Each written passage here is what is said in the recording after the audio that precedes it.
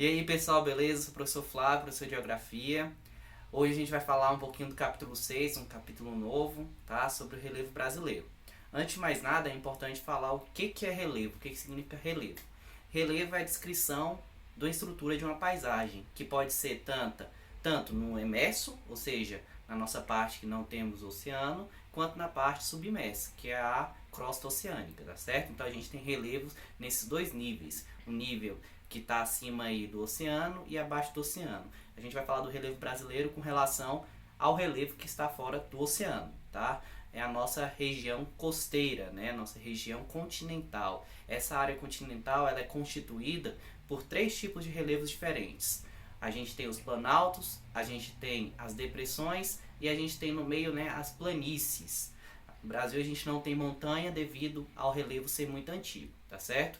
E esse relevo ele vai ser modificado a partir dos agentes endógenos e exógenos. Os agentes endógenos são aqueles agentes que vão modificar o relevo de alguma forma de dentro do planeta, né, de dentro da nossa parte da crosta, para fora.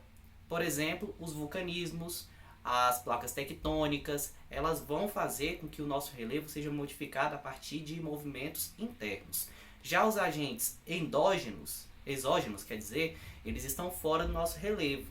Então eles vão praticar, né, a modificação, a modelagem do relevo de maneira que estejam fora do nosso planeta, né, na nossa atmosfera. Um exemplo é a chuva. A chuva é um dos grandes modificadores do relevo aí que nós temos no nosso planeta. Além da chuva, nós temos a ação do vento, o gelo, que quando o gelo começa a congelar, né, a água do gelo começa a congelar, ela vai expandir. Isso vai fazer com que algumas fraturas nas rochas elas aumentem. E quando há o verão nessas áreas geladas, vai acontecer o seguinte: a gente vai ter o derretimento desse gelo e o gelo vai fazer com que ele fique menor, né? A sua espessura menor, vai ficar na parte líquida. Isso vai gerar a erosão de rochas e também dos solos, tá certo? Então o relevo é constituído a partir de modificações. Vamos lembrar que as modificações elas são feitas a partir de centenas, milhares ou até mesmo milhões de anos. Você não vai ver a modificação de um relevo de uma maneira rápida, né? Com relação à sua vida, você não vai conseguir ver, infelizmente, né, uma modificação de um relevo tão grande quanto a gente vê aqui no tempo geológico. Tá? O tempo geológico é aquele tempo que demora milhares, milhões de anos. Tá? A gente tem os períodos até do nosso planeta. Lembrando que o nosso planeta está em alto processo de modificação. Tá? Outra coisa importante é que o relevo pode ser modificado também pelo ser humano, certo? Hoje em dia o ser humano é um dos modificadores mais importantes, mais cruciais do nosso relevo.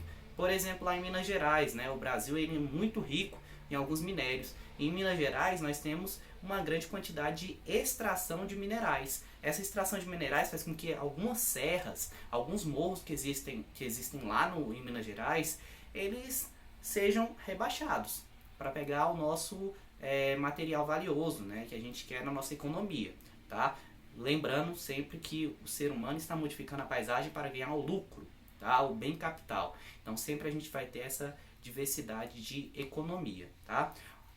Gente, com relação ao nosso relevo, em 1940 a gente começou a ter as nossas formas de relevo caracterizadas. Antes de 1940 a gente não tinha nenhum tipo de relevo determinado no Brasil. E determinamos que nossos relevos são constituídos de três tipos, né? Dos planaltos, lembre-se disso, tá? Os planaltos, as planícies e as depressões. O Brasil não tem montanhas, lembrando, de acordo com o nosso livro também, a gente não vai ter esse formato, tá? Essa formação de montanhas, beleza? Gente, por enquanto é isso, tá? Muito obrigado, até mais. Qualquer dúvida, estamos aí.